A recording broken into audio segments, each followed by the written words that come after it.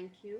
I would like to thank Vidya and Mrs. Bhuma Parsardi for inviting me to speak on this great occasion. I'm really honored, listening to Mrs. Bhuma speaking about Srimati Satyabama and her techniques of teaching, her tips rather, on how a teacher should behave and all of that. I'm really honored that I have been asked to speak on the occasion of a seminar which is in her memory. And and Bhuma summarized her so beautifully. It was really nice to listen to her talking about all her various aspects. We can gain a lot of tips from Bhuma's summary of Satyabama herself. And she definitely showed that she was not one to have been bound by contours of the curriculum herself, and it's been very aptly named. Now, when we come to, therefore, understanding or trying to see how to go beyond the contours of curriculum, where do we go? Where are the contours? Where do they end? Where should we go? Where do we look at? What should we set as our target to go for? That will be the next question. And Vedavalli Vidyalaya could not be a better place to start, because after all, we are talking about knowledge here. And the two words in the name of this institution itself stand for knowledge, Vedavalli and Vidyalaya. There is a beauty in these words. Very often we end up thinking that Veda means it's a religious text, it's something to do with religion. But fundamentally, if you look at what the Veda have conveyed, it is pure sciences. In many places, it is sciences of the physical things that you can see and experience. In many places, it is about things that is beyond the contours of the physical world, which you can only perceive, which you can only experience. So, but both are sciences. So Veda has actually dealt mainly with both the physical contour and that which is beyond the physical contour. But let us look at the word Vidya. That is a beauty. See, when you take, actually we have a beautiful Vidya also amidst us here as your correspondent. I was admiring her sari today. See, Vidya, the word in Sanskrit, the word for electricity is Vidyut. In many places, it's also in Bengali, it's called Vidyut, because ba and va, they get interchanged. So Vidyut means electricity. Now, what is the property of electricity? Can anybody take a guess here? Maybe people on online, or if I can hear somebody from the audience. What is the property of electricity? Any characteristic of electricity? Speed. It flows. Flows, yes. Transmit. So electricity is that which transmits. So from this, can you make a guess for what the word Vidya must be standing for? Vidya, therefore, is something that is transmitted to you, that flows to you, that comes to you as knowledge. So when you say Vidya, it is that which is flowing to you as a knowledge, either just because you see it and by that you yourself perceive, or you experience and therefore gain that knowledge, or somebody tells you and you gain that knowledge. There's a very, very interesting thing. How many of you have seen Mara film, recently released? Madhavan's film, Mara? Few hands. Go and watch it. It's amazing. It's very nice. Okay. Any can those who have seen Mara tell about, there is a very nice riddle in that. Do you remember that riddle? It's a riddle about with a lady in context. See, it's something where they say, so the hero, I mean, there is a question that's going on, there is a riddle they pose. What is that which, when it is with you, you are just bursting, waiting to share. But the moment you share, it ceases to exist. This is the riddle.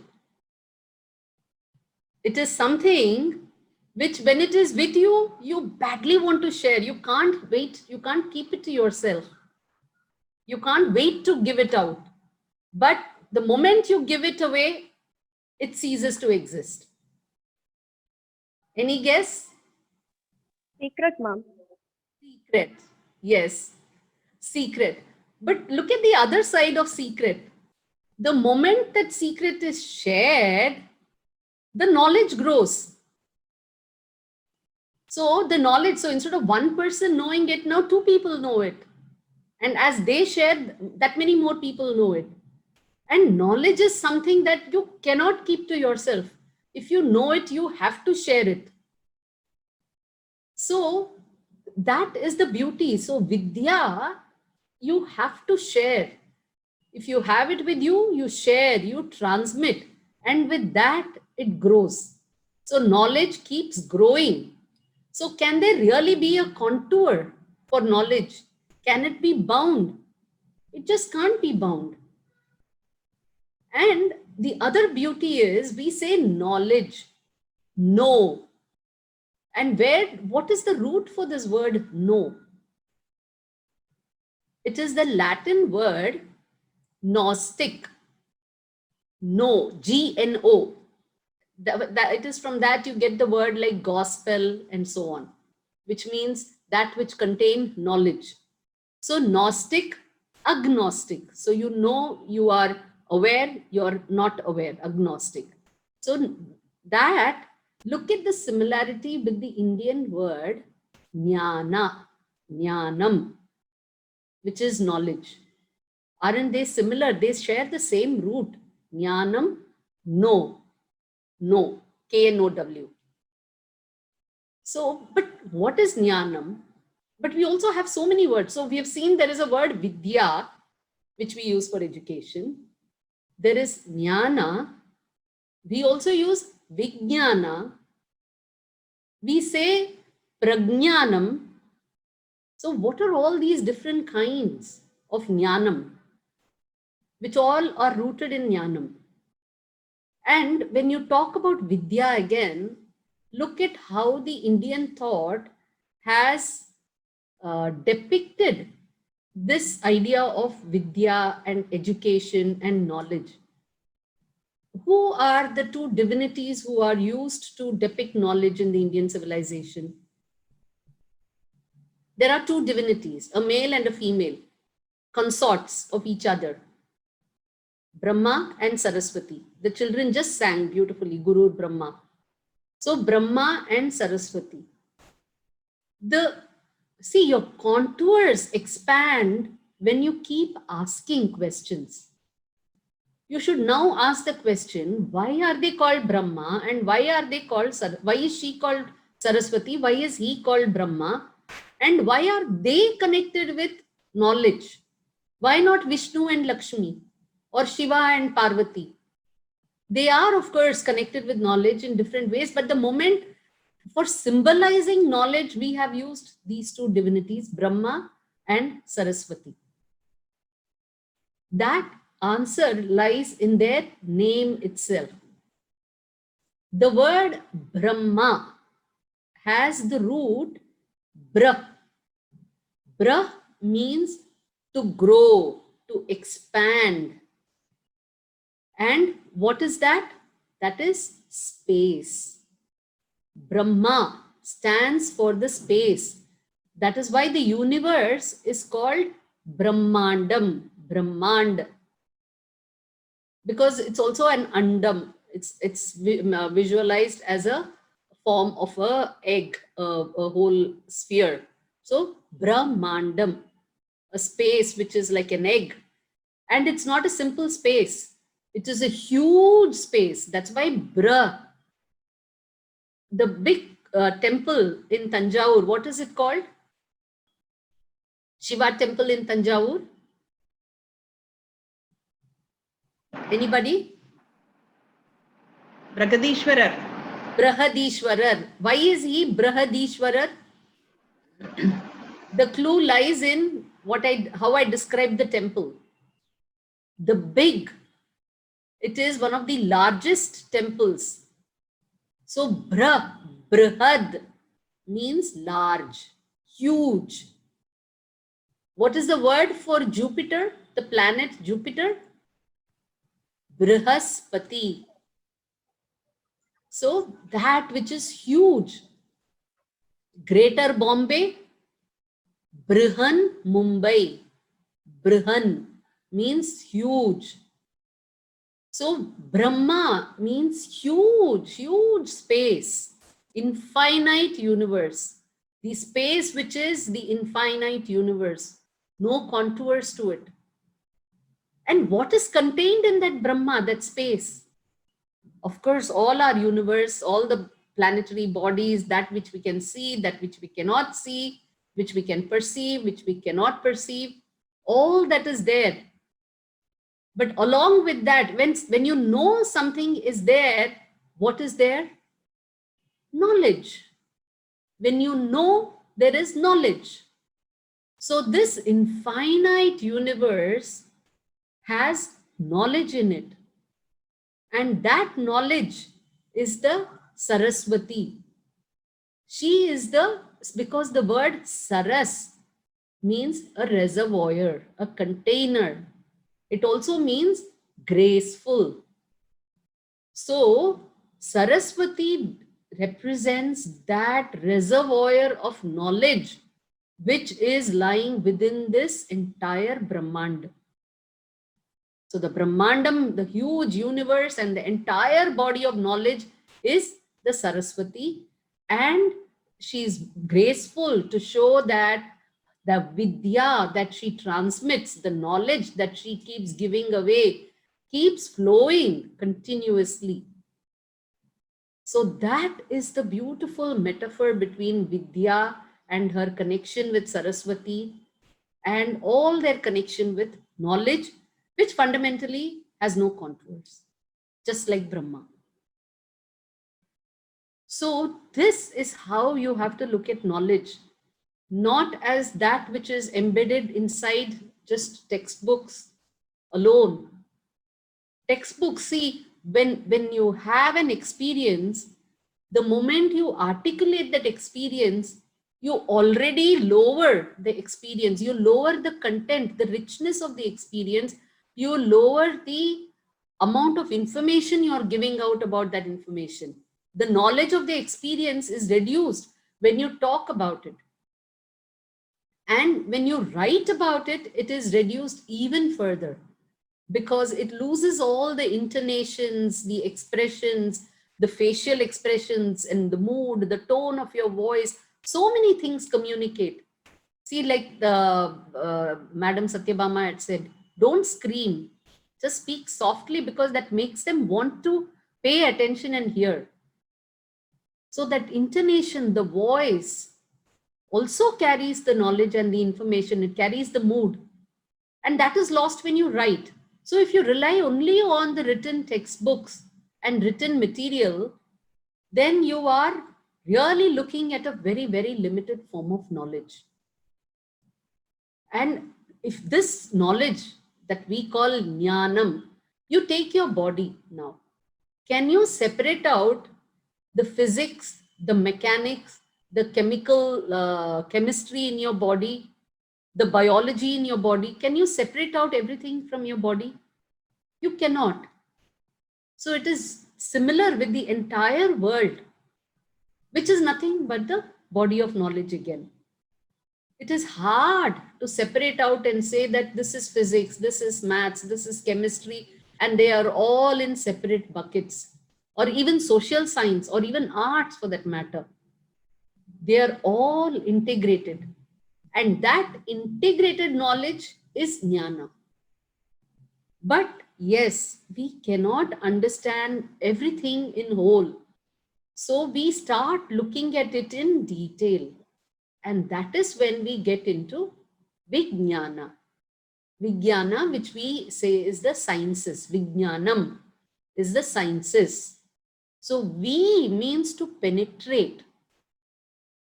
That is why you have Vishnu, the pervading principles in the cosmos. So Brahma is the space in the cosmos. Vishnu is the pervading principles of order in the cosmos. So that is why he keeps the universe sustained. He is called the sustainer. So that is why, because he pervades. V means to pervade. That is why Vidya also pervades. It pervades and flows through the entire universe, the knowledge from one to another. And therefore, Vijnana is to penetrate into every bit of things that you see around you to understand it in more detail. Now, when you go through it in detail, you will see the good and the bad. Now, how do you know which is the good, which is the bad? How do you know which you should take, which you should not take? You need something beyond just knowledge. You can know many things, but how do you conduct yourself or use that knowledge responsibly and usefully, purposefully? For that, you need wisdom, right? So we all know the difference between knowledge and wisdom. That is what we have always called as prajnanam. It is special knowledge. It is just not knowledge of the fact, but knowledge of that behind the fact. What causes it, what it will cause, therefore what I should do or should not do, what I should take or should not take. That is prajnanam, wisdom. And this is what first as teachers you have to open your mind to. And with that, along with that, open the minds of the students that you teach. Because our civilization, this land, so every such words that you use in your everyday life actually has a wealth of meaning. It is today because we are conversing in English and not our respective mother tongues that we have lost many of the connects with these words and the meanings, and we have not bothered to look for the roots, where do they trace to, because then you would get the bigger, larger picture. And which is why this civilization, if you see, has been called the land of sciences. We have always been known as a civilization which is a land of sciences. I'll just show you a few slides and some films to show you how, I don't want to use the word, to prove to you how we are a land of sciences. If you still don't believe that we are a land of sciences. Just a second, give me a minute, I'll share my screen.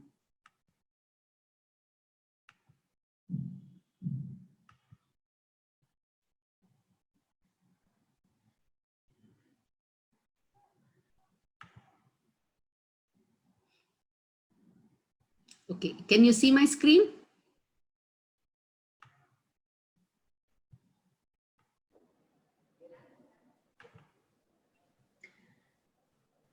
See, the Chinese, they had, broadly divided the people of the globe, the ancient civilizations of the world, into different kinds. And they had said some of the major ancient civilizations for them that they knew, where one was themselves, the others were the Persians, the others were the Turkey. Then they were the Romans and the Greeks. They looked at them as almost one. And the other civilization, large civilization, was the Indian civilization. So these 5 civilizations, and look at the perspective they had of these 5 civilizations. So they said these civilizations, the Chinese are the kings of humans because the people, they obey authority. The Turks, they said they are the king of lions because they have the courage and ferocity. They always go to fight. Persians, they have lot of fertile lands. Euphrates, Tigris, and so on. So they have a lot of wealth. So they are the king of kings, royalty. Rome, king of men, because they are robust, beautiful. And Indians, the king of wisdom. Branches of knowledge flourish here, and the first nation to cultivate science. That is how the Chinese have described this civilization, that we are a civilization which has given science to the world.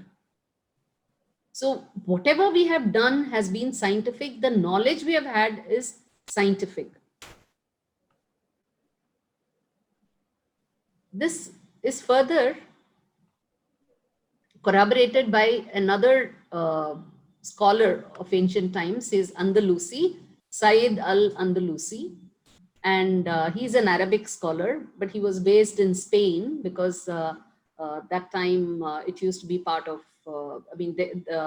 there was a larger land civilization called the Iberian Peninsula.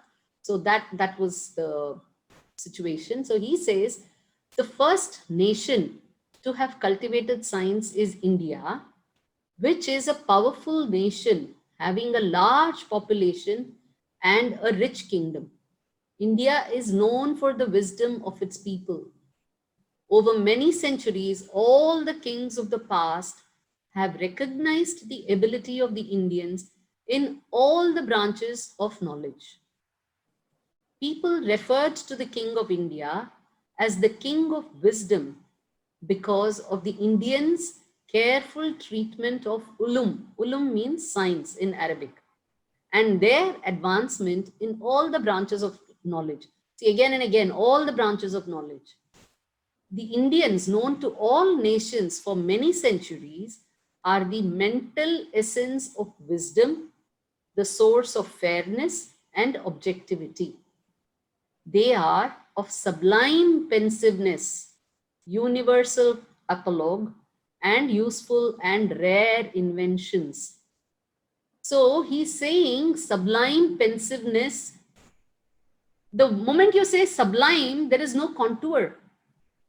Contours come when something is very physical, when there is a form, when there is a shape, when there is a boundary.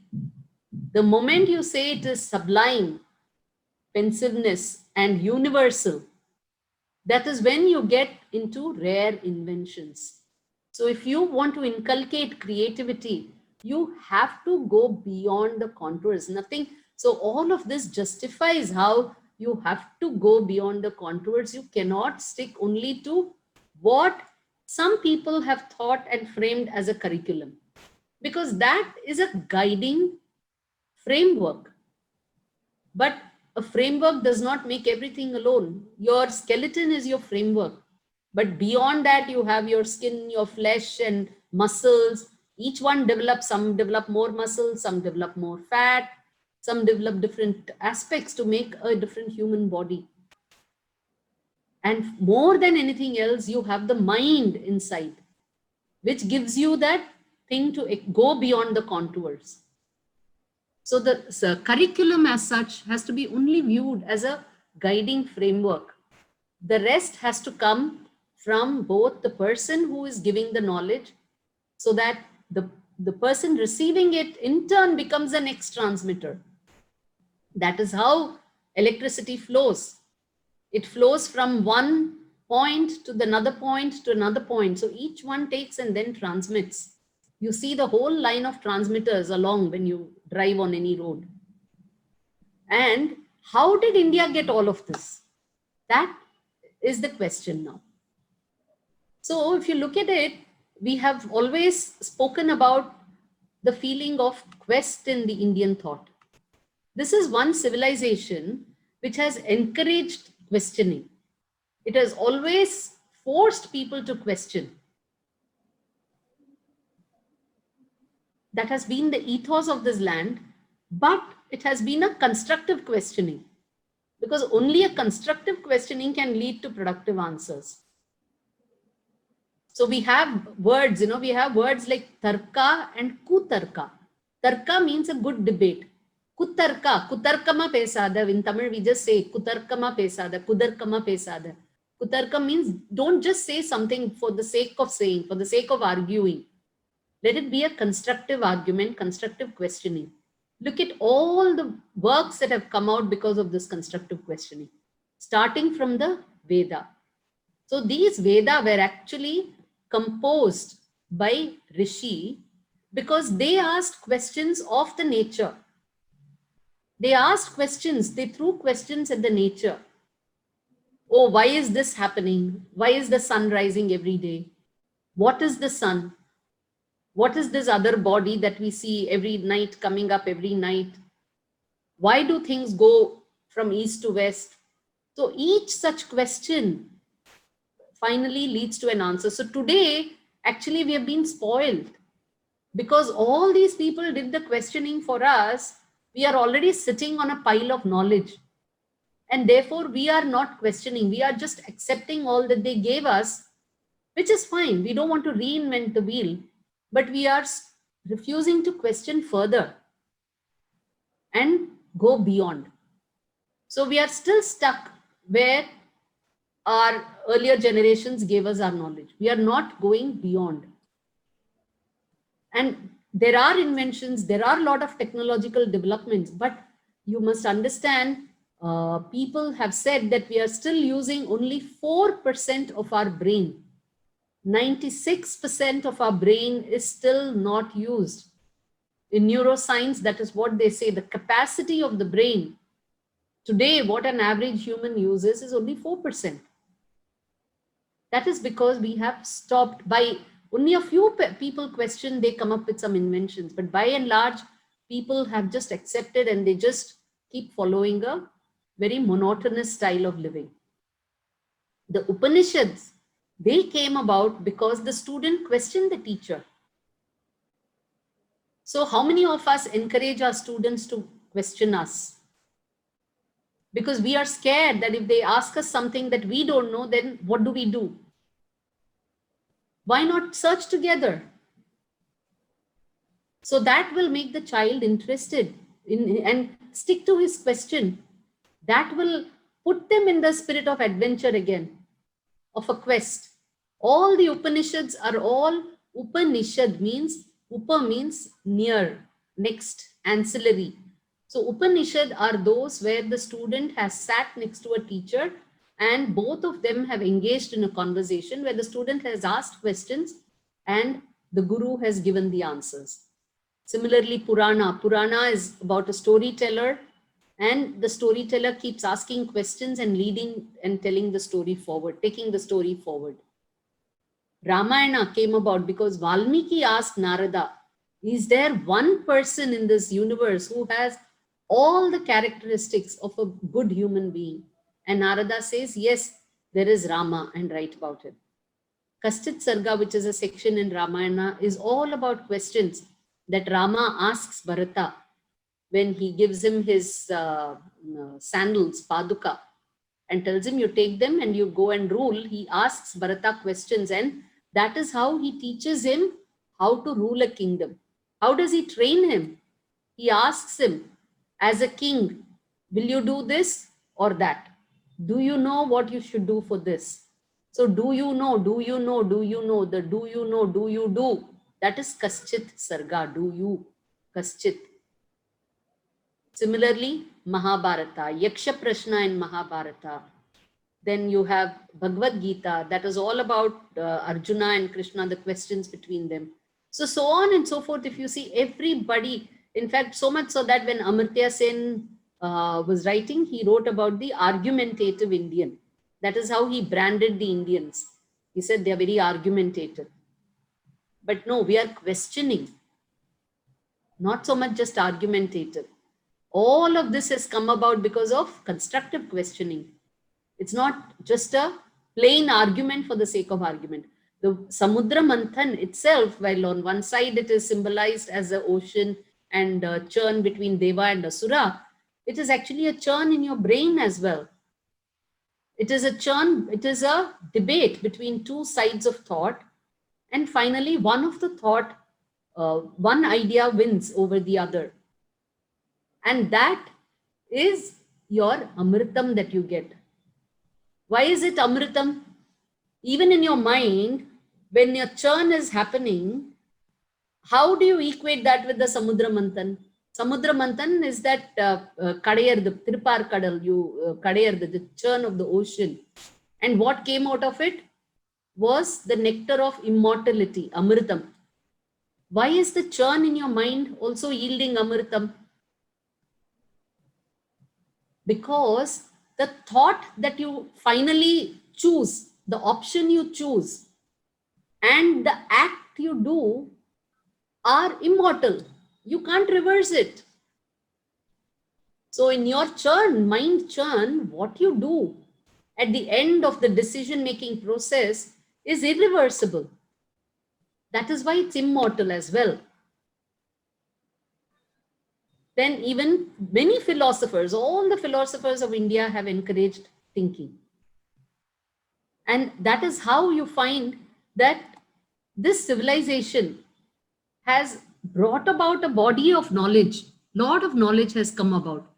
And who have been the people who have been the transmitters of this knowledge? Today we call them teachers. We also have another nice name. We started the prayer with that. Guru, right? Why do we call them Guru? There is a science in that. Now, all this, I'm going to show you a few small films to highlight how we have thought beyond and our thinking has been led by a quest, and the quest has yielded science. It has yielded a scientific explanation. Okay, so we'll just see some 2-3 short films and that will give you a very good feel for this. Okay, so we will start with Guru. So the word Guru fundamentally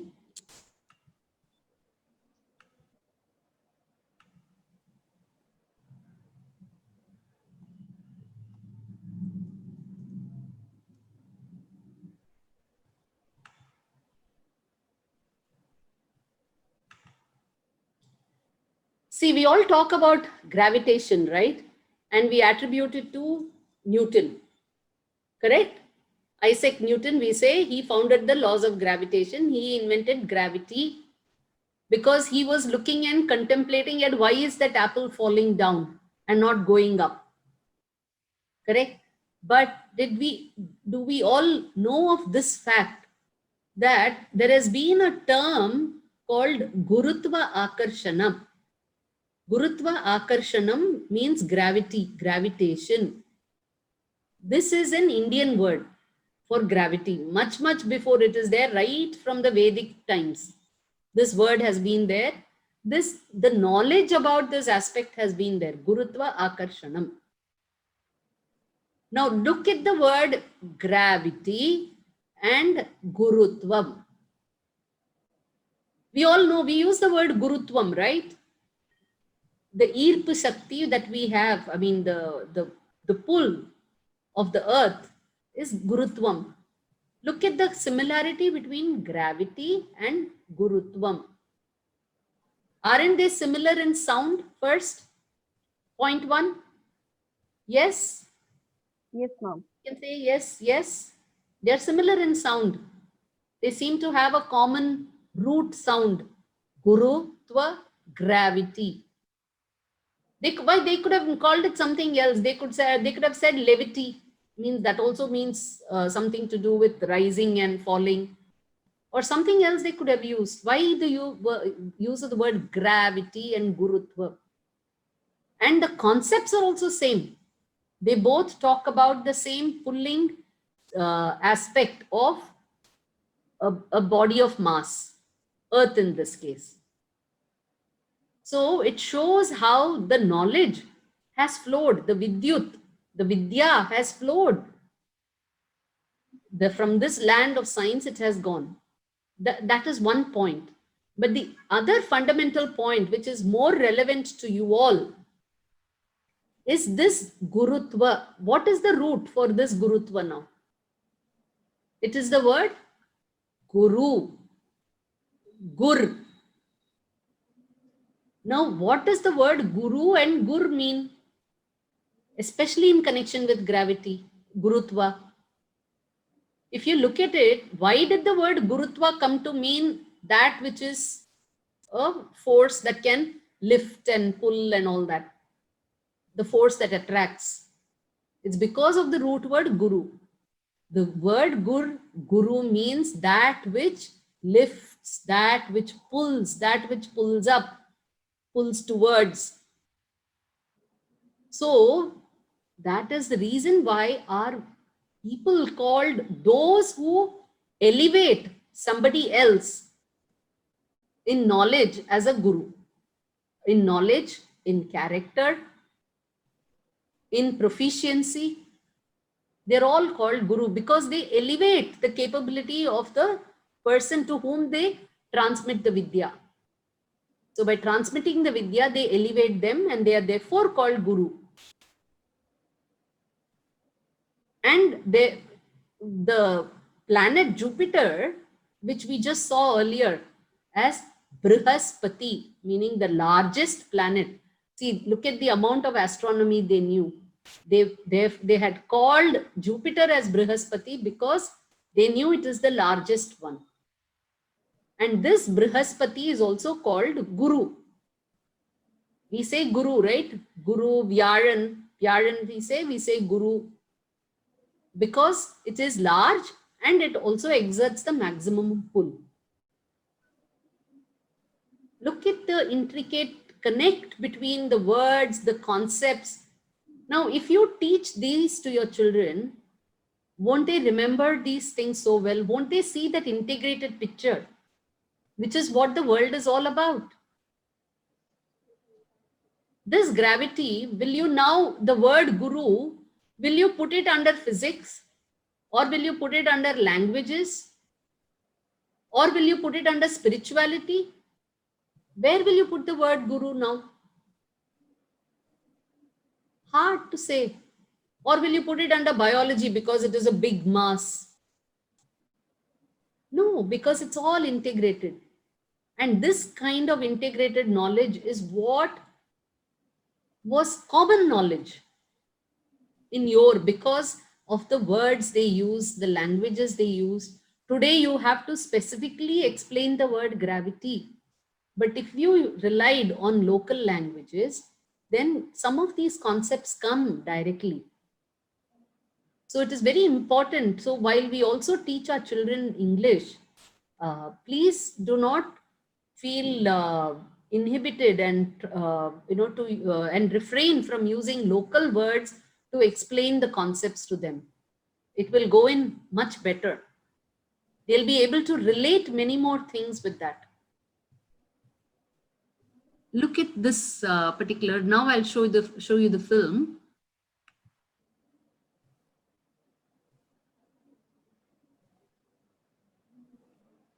Just a sec.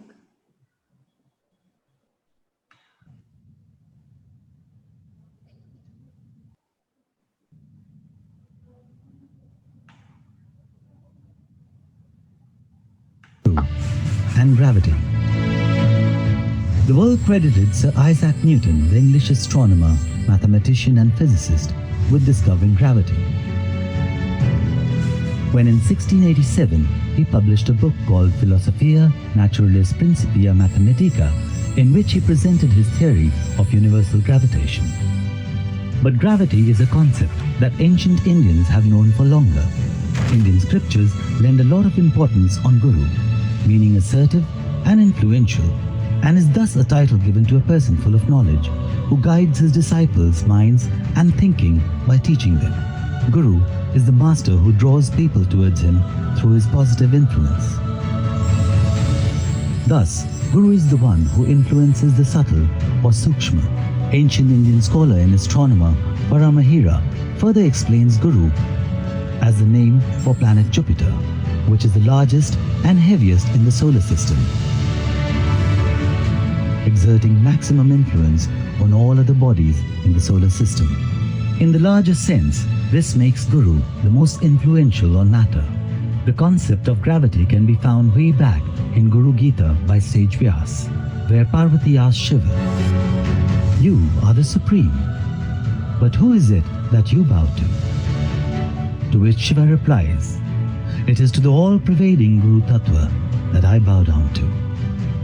Guru Tattva, meaning the force of gravity, the omnipresent force of the universe, known in Hindu scriptures as Prapancha.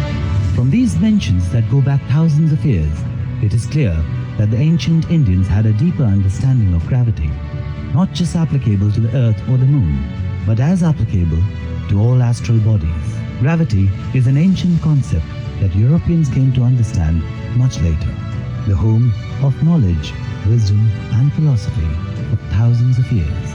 This is Amazing India.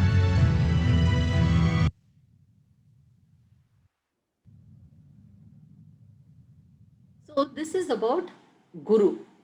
Now I'll show you yet another a small film which will highlight how we knew a lot more about things that were around us. What is our closest neighbor? The land which is on the other side of the Himalayas, on the top of Himalayas, and our neighboring land. What is the name of that region which is in major conflict today, taken by China? Anybody? Tibet. Tibet. Now, how is Tibet referred to in traditional texts, in traditional Indian literature? You know what is the name of Tibet? It is called Trivishtap.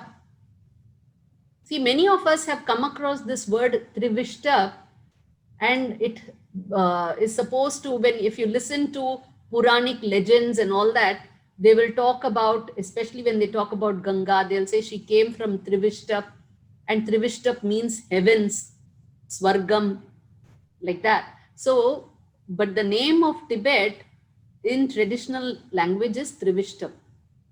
So from Trivishtap, when the colonizers came here, because the name is so complex, it became Tibet.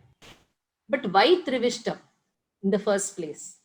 There lies the beauty of the Indian thought, how people of this land have thought and come to answers. Just one sec.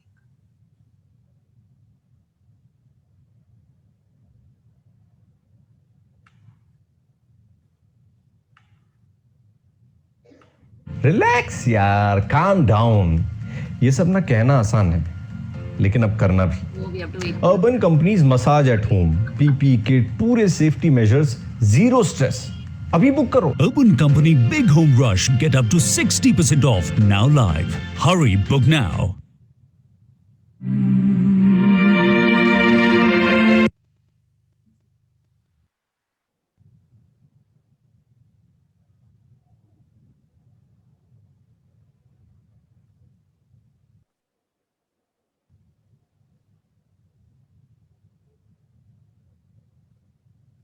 See, we have a lot of these films on our Bharat Gyan YouTube channel. You can go and see these films anytime you want.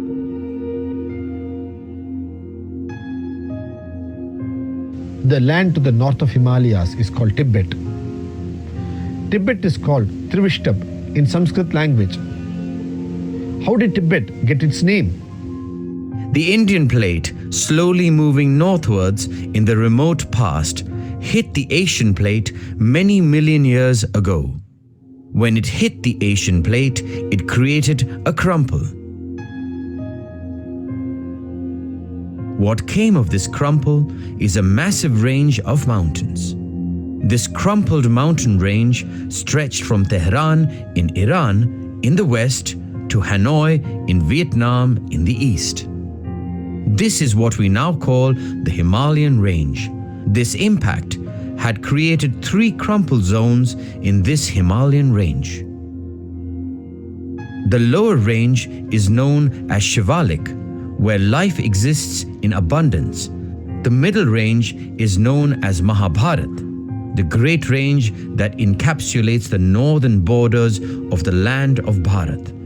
The third and the highest range is called Himalaya, always covered in snow.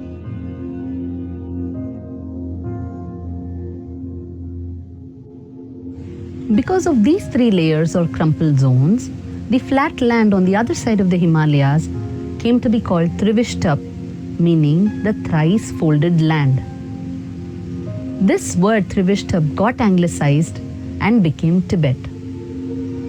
We thus see that this land Tibet had a scientific name, Trivishtup, from a geological happening.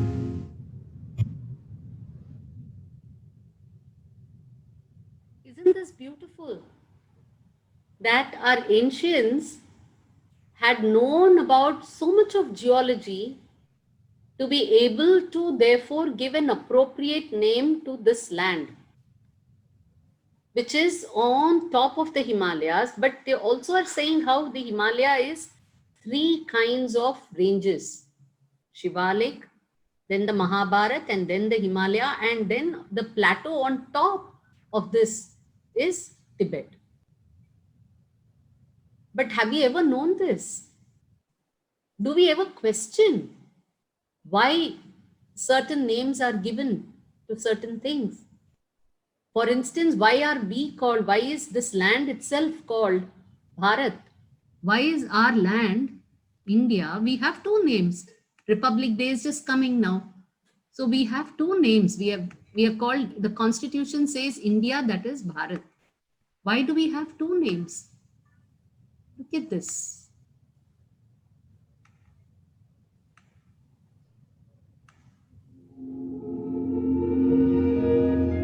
As per the Indian constitution, this land is called India, that is Bharat. Why does this country have two names? Why is India called Bharat? The word Bharat etymologically stands for Bha, that is light, the spreading of light, the knowledge which comes with the spreading of light, and Rat, one who is a connoisseur of knowledge.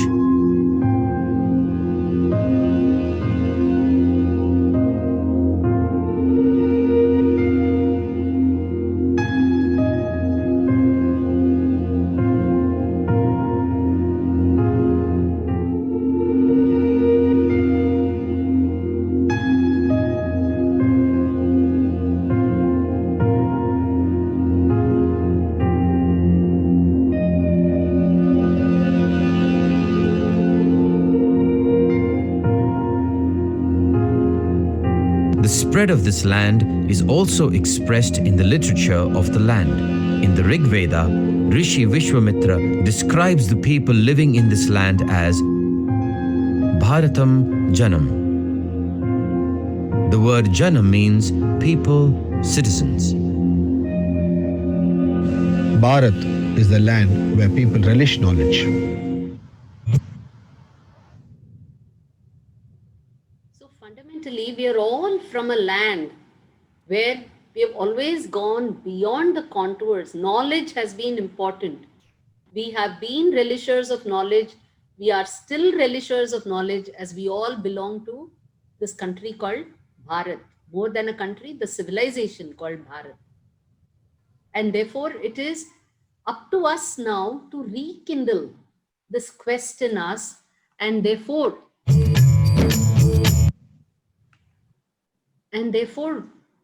try to go beyond these contours which limit us in the form of textbooks, in the form of curriculum, in the form of syllabus. Ask questions, encourage your students to ask questions. And from this will arise innumerable answers? No. From this will arise innumerable questions again.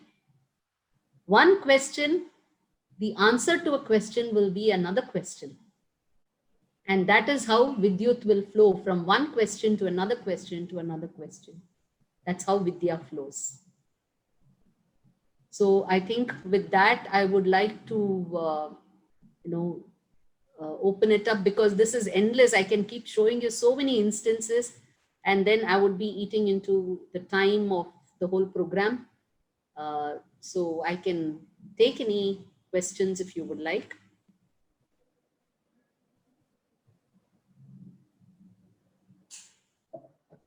Thank you, madam, for explaining us the importance of the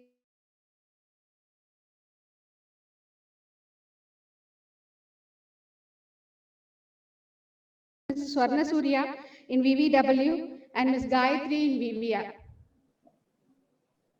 I request guests to raise your hands on the portal so that your audio will be unmuted.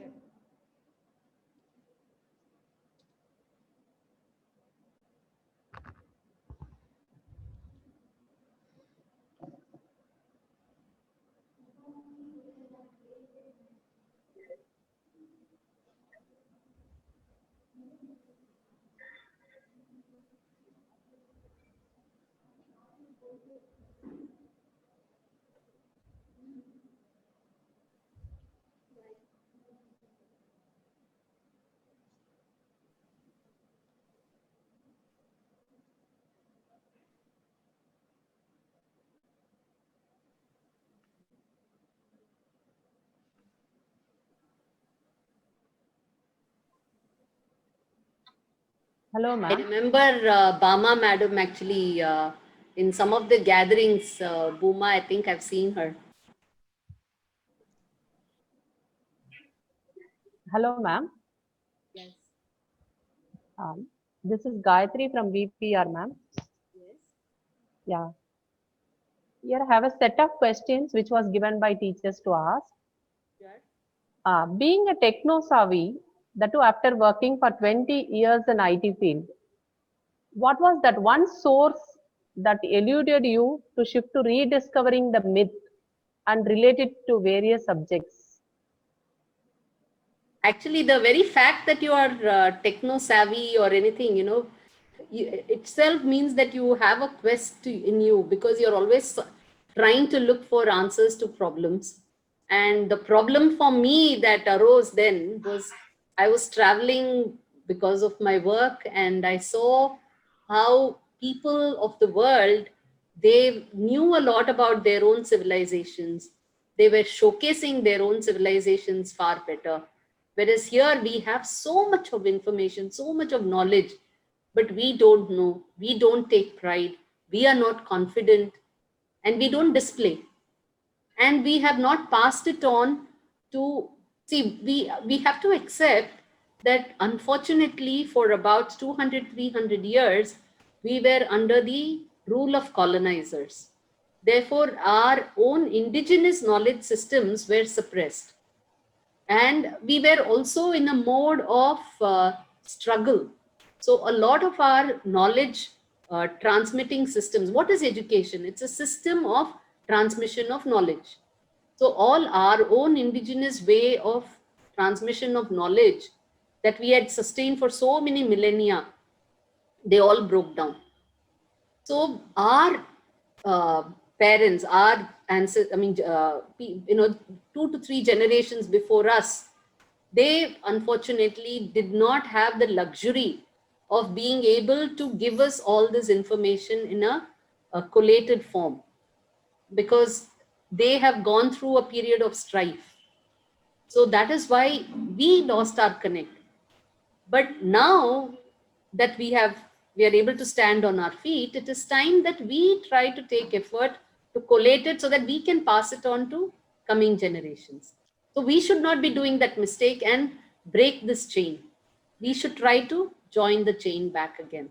After all, 2 to 3 generations is not a big gap. We should try to bridge the gap. So in fact, actually, in many of the courses that we conduct, we see, for instance, a course that we are conducting in the US, it is for teens and parents to attend together. So that and many often you find it is the children and their grandparents also attending together, because they also sadly did not have that opportunity to get access to all this knowledge. But now we have to be pragmatic. We should be open to both this knowledge as well as the advances that we are seeing currently in the world because of a lot of developments in technology. That is where we now need our jnanam, our vijnanam, the modern vijnanam, but more than anything, we need our prajnanam to be able to decide which is the right technology for our land. Today we are talking about Atmanirbhar Bharat. So what will make us Atmanirbhar? See, you cannot just use anything and everything because everybody else is using. You have to use those things that you need.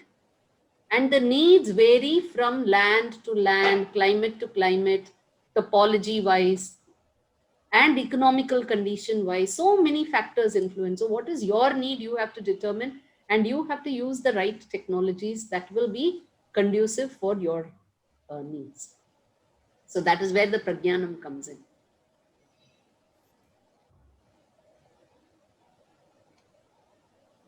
So I hope I have answered. I mean, it's very hard to say Know this is a which is tipping the right point. question to ask? Sorry?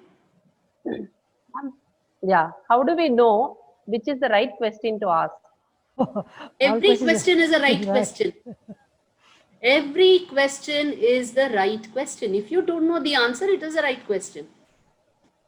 What is there right or wrong in it? You don't know an answer and the thought has occurred to you. It is a right question. What may not be right is the moment to ask. What may not be right is the person to whom you're asking, maybe, but even then, no harm. Ask. If the person doesn't know, he says, I don't know. You go and then ask it to the next question. The question can never be wrong.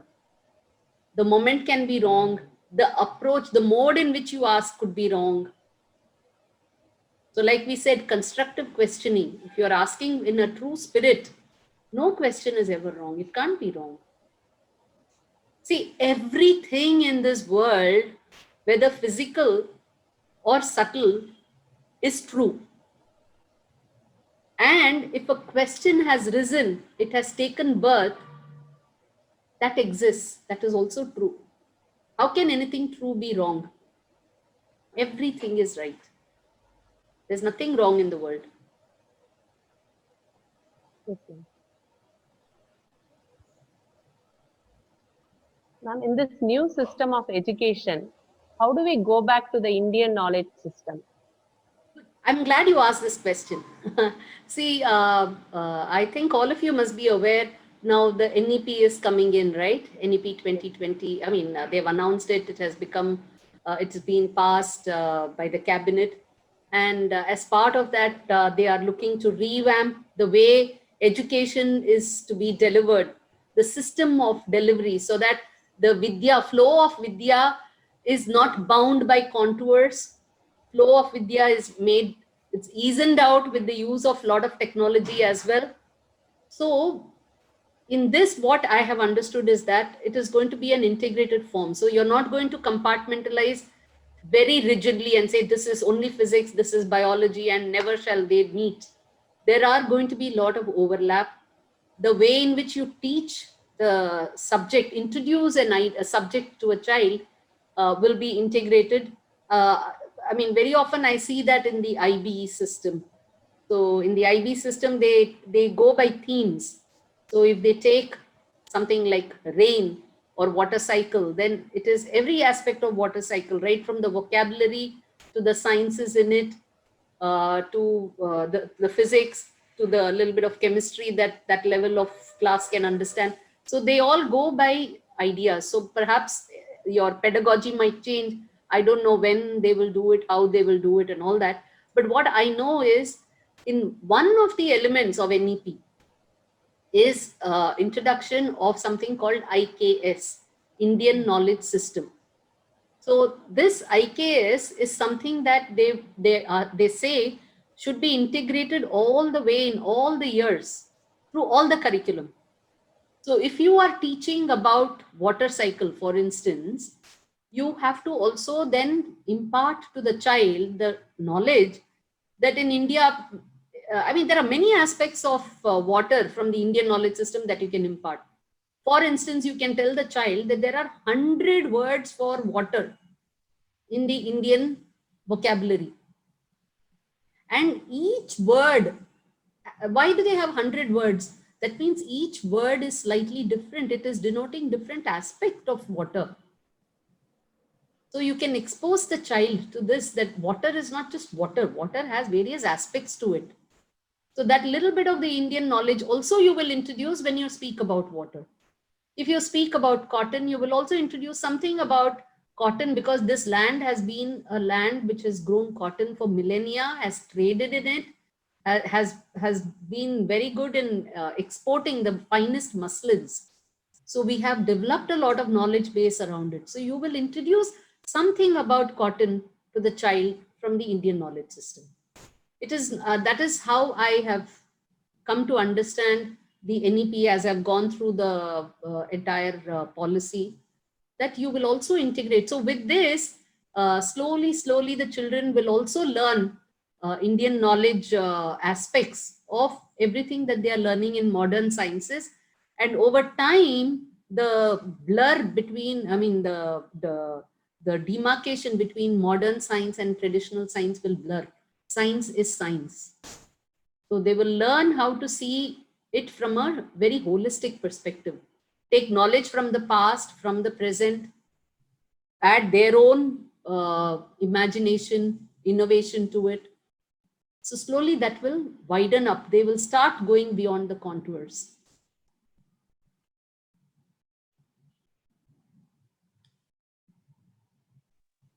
Ma'am, how do we get more information in various areas?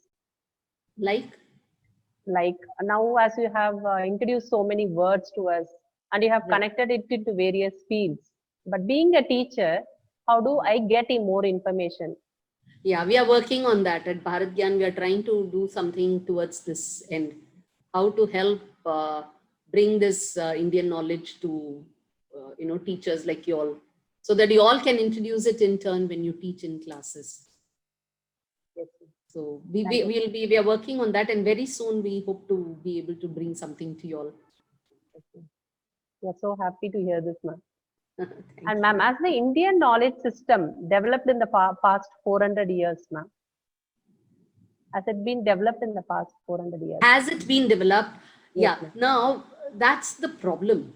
You know what has happened? We have so much of literary. See, fundamentally, just about 5% of the total number of manuscripts that we have overall, okay, in India.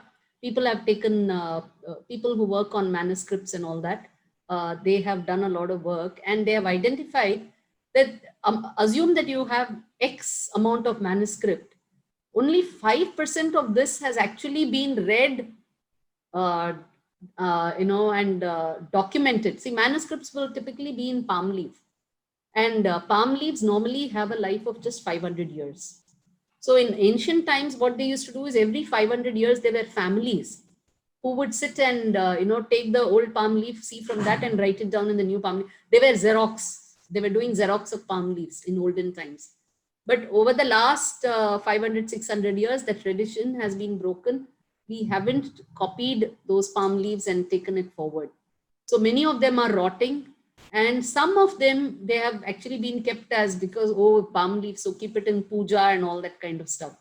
But very few have actually been read, documented, transcribed, and interpreted, understood, and then written for other people to use. So that's a big task that has not happened.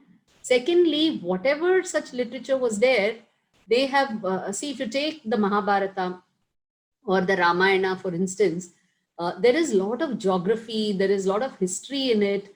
There is also a lot of information about ecology of those times, things that have happened during those times that can be culled out.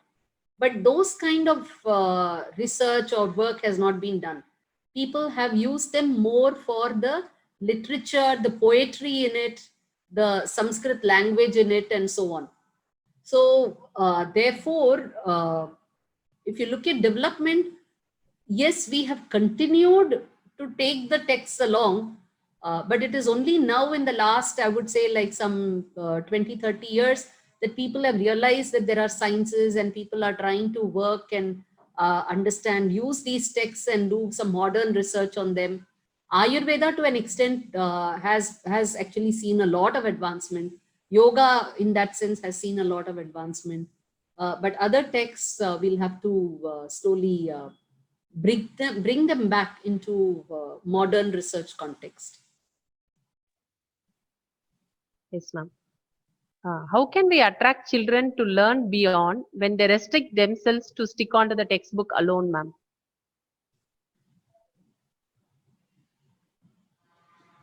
Ma'am, am I audible?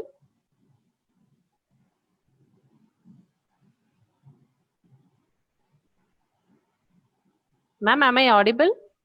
Yes. Yeah.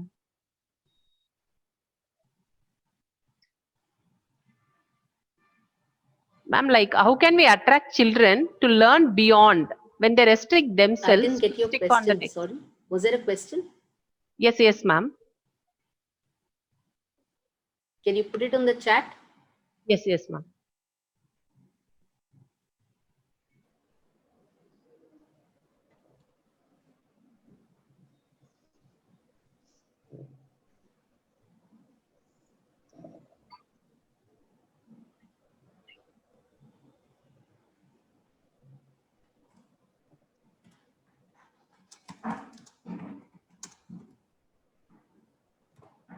Can you all hear me? Yes, ma'am. Hello? Okay. Yes, ma'am. We could hear you, ma'am. Good, good, good.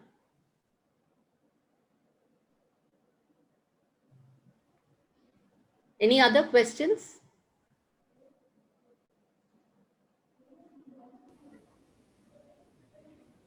Ms. Sarna Surya, could you please continue?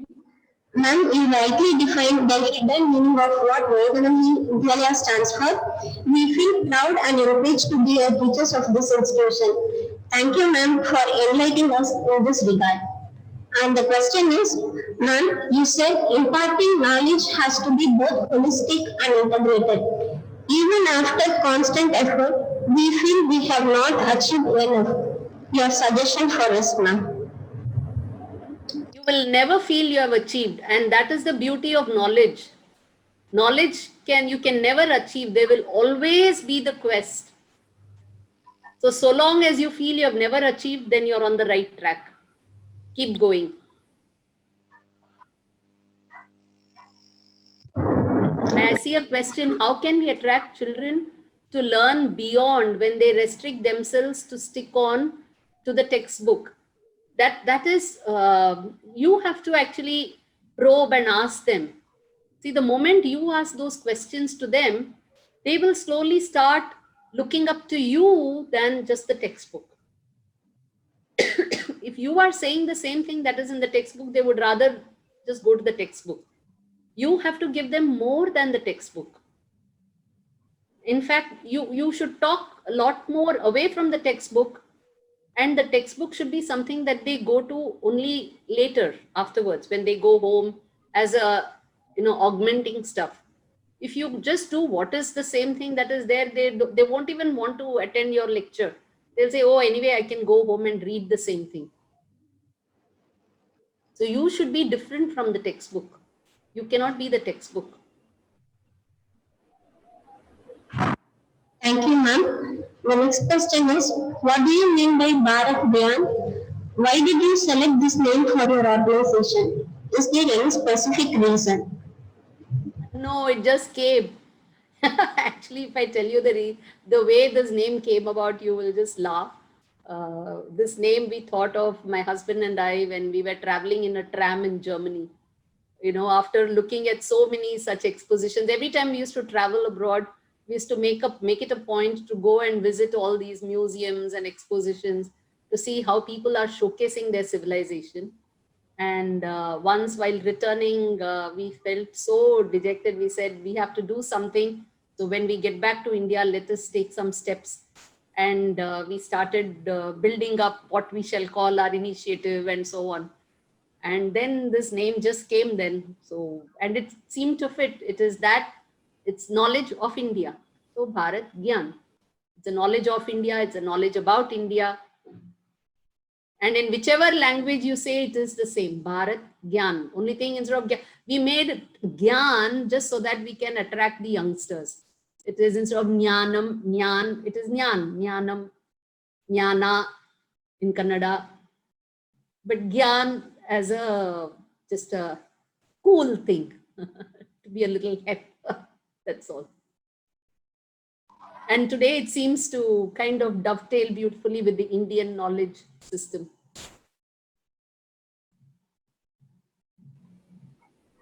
Yeah, thank you, ma'am. Questioning skill emerges from right thinking and reflection. Today, both the students and teachers very much lack in questioning skill. Your suggestions to develop this skill both in students and teachers. I didn't get your question well because there was a little bit of echo. You're saying what? Students and teachers both? How to develop students' questioning skill, ma'am, both for students and for teachers. First, drop your inhibitions. Drop inhibitions. And I think for that, you should get Booma ma'am to, tell you all about Madam Satyabama's way of mingling with children and teachers. So with that, you will perhaps be able to gain tips on how to get the children to drop their inhibitions and come closer to you, to feel free to ask questions, to feel free to talk to you like a friend rather than as just a teacher and be afraid. See, the moment there is fear, that will inhibit question. So the moment they see you as an authority, then they will not ask you things. But the moment they think that they can talk to you anything, then they will open up. So one of the ways is actually to start off is to talk of things that they like. So as a teacher, don't just stick to your textbook topics. You talk about things that they like to do. Talk about their games, Minecraft or things like that, a little bit here and there. So become their friend.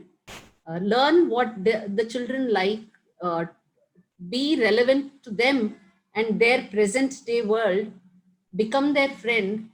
And then you see that they will start asking you. They won't now, after that, they won't let you move out. They'll bombard you with questions. I remember this, we had a talk once in one of the schools, and children by nature, they want to ask questions. There was this boy who was having a zillion questions, after the talk, when we came out, they continued to keep coming behind us, asking us question after question. And till the moment we were getting into a car also, they were kind of crowding around us and asking us questions. There was one boy, and we still remember his name. This is more than 15, 20 years. I don't know. I hope I get to meet him sometime. His name is Nachiket. And he is the son of a cook. Actually, his father was in Trichy and he's the son of a cook. He was wearing white shorts. After asking questions, he asked 2-3 questions. And then suddenly he lifted up his leg and we thought, oh my God, why is he lifting it up? I mean, is he going to kick somebody? And then we saw that on his thigh, he had written down questions, further questions to ask. So all the questions that he had in his mind, he had half of them in his hand in paper, no space. He wrote it on his thigh because he was wearing shorts. He had space on his thigh. So in blue pen, he had written on his thigh and he was reading those questions from the thigh. So there is really, you cannot contain the number of questions that will come up in the minds. What contains them, the contours, what become the boundaries are the relationship between you and the student. And that is what you have to work on. How can you break that and become close to the child enough that he is encouraged to ask you those questions? Then he won't let you go home.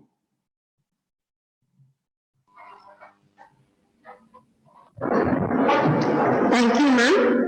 Ma'am, you gave us the etymology of Bharat. Can we also know how India derived? How India? Okay, I'll show you a nice film for that. Just a second.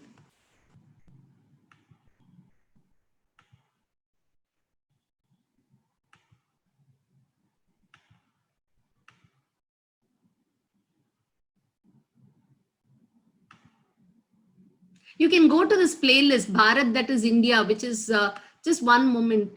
Before I play this, I'll show you where you can go and find these films. So you can go to our website, bharatgyan.com. See, there is this icon here, which is the YouTube icon. If you click on this icon, you will come to our channel, YouTube channel. एक बढ़िया massage से better क्या है पता है? Click the playlist There you will have all all the films. See here, there are 3 films about Saraswati River. Then about food, Ganesha, there are 2 films. So like that, there are many such playlists. What I showed to you about Bharat and what I'm going to show to you about India, this Tibet is in this playlist that is called Bharat, that is India. So here you can see the whole playlist and we'll watch this film, how from Bharat it became India.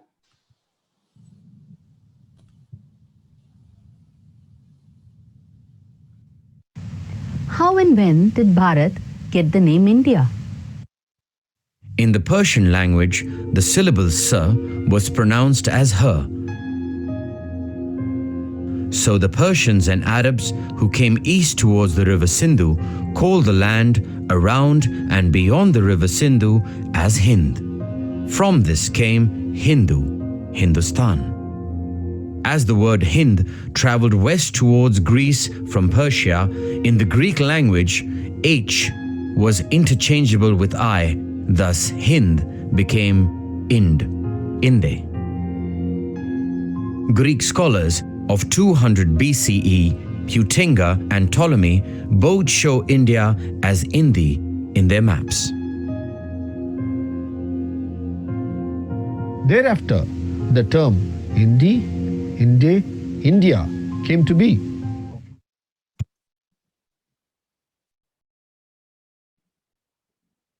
Fundamentally, if you actually see, the word India is a name given to us by people outside India. Outsiders have called us India. Because when they were coming to India, they encountered the Sindhu River, and from that they gave this name. But internally, what have we been calling ourselves? We have always called ourselves Bharat, because we saw that even in the Veda, Vishwamitra is saying Bharatam Janam. People may say that, oh, it's Shakuntala's son, Shakuntala and Dushyant's son, Bharat, or Rama's brother, or the Jain Muni, Bharata Muni, or Jain Jata Bharata. But all those people, why did they get the name Bharat? Because fundamentally, to denote that all those people are relishers of knowledge. So our land is a land where we relish knowledge.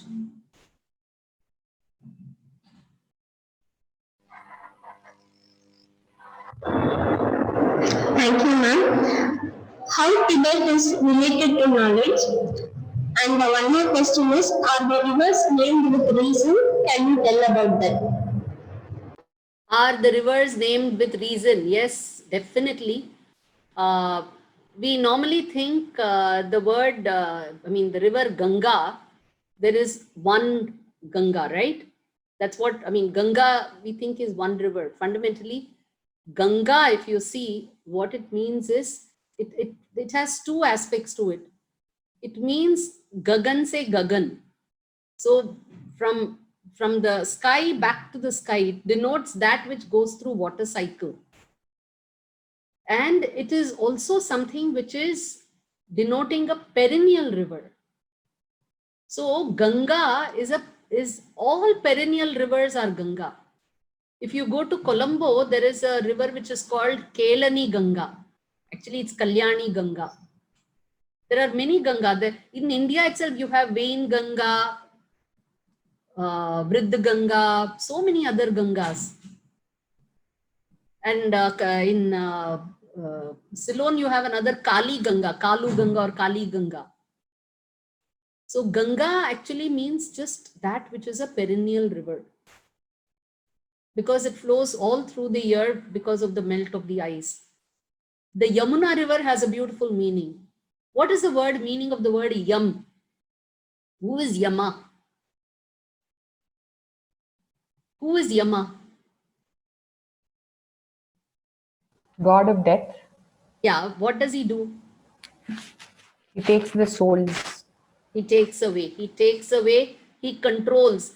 Actually, he takes away, but his thing is a little more than just take away.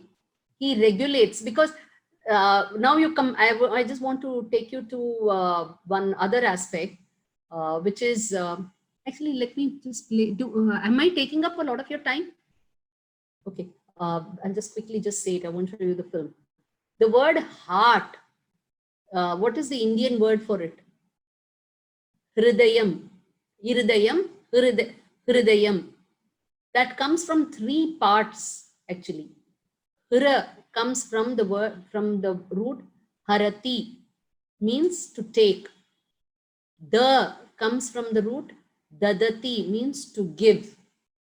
And yam comes from the word yama, to control, to regulate. Control, to regulate also. So that is why you have yama, niyama in yoga, the rules, that which bind you. So hridayam means heart, that which takes blood, gives blood, and thus regulates blood.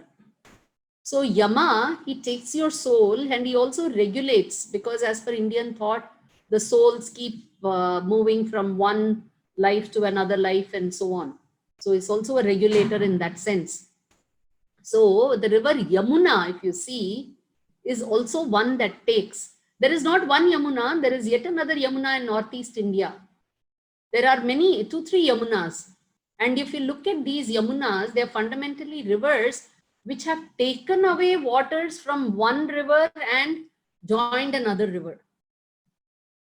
And this river Yamuna, if you look at the, trace the history of the river Saraswati, Yamuna was actually Tamasa, which was flowing from the Himalayas, and it was flowing into the river Saraswati.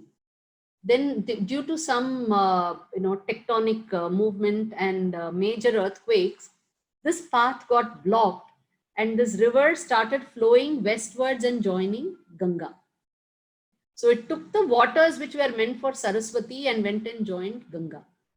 So that is why this river is called Yamuna, because she took away the waters and Saraswati then went dry. Similarly, there is yet another river there in the Northeast where, because of this kind of a happening, one river takes away the water of another and goes and joins yet another river. So that river is also called Yamuna. Each one has a beautiful meaning. It is all waiting there for us to discover, and the moment of discovery will be great. Whether you discover for yourself or whether you discover by, as the Vidya flows to you from somebody else, the moment of discovery for yourself will be great. And from then on, you will start appreciating that is when the contours keep expanding. It moves, it becomes bigger and bigger and bigger.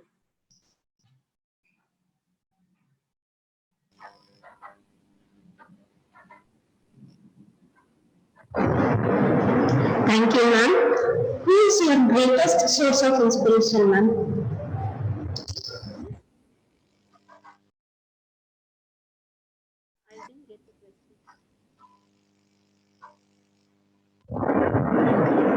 Who is your greatest source of inspiration, ma'am? Who is my greatest source of inspiration?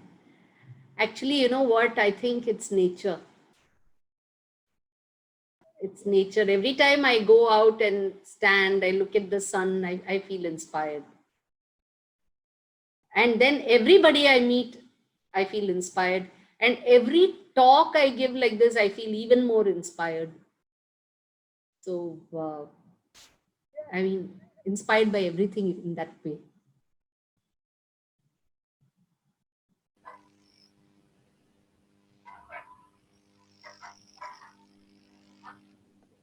Questions from guests are invited now.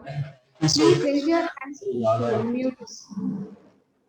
One thing I just want to tell you all, please be filled with wonder.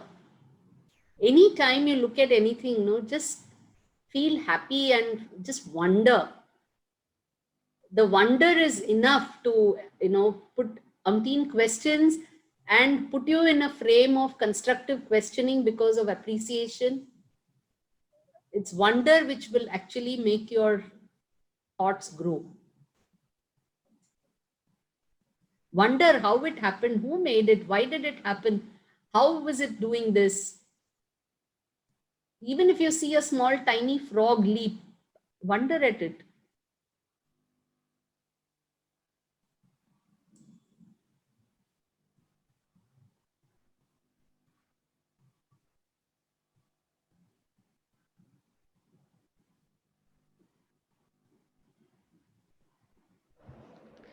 Ma'am, we have Yes. many questions.